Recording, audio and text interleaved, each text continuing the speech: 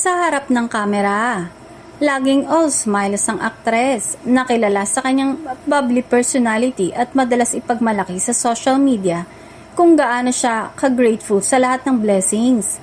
Pero ayon sa ilang malalapit sa kanya, ibang-iba raw ang kwento sa likod ng mga ngiti.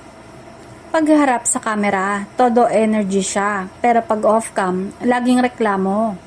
Sinasabing pagod na siya, gusto na raw magpahinga at mawalay muna sa showbiz, ayon sa isang insider.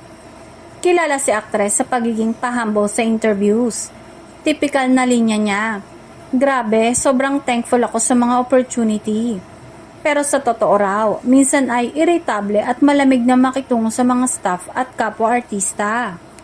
Marami ang nakapansin na tila pilit na lamang ang kanyang sigla, lalo na tuwing may press event o TV guesting. Parang program na yung smile niya, sabi ng isang production crew. Pero makikita mo sa mata na pagod na talaga.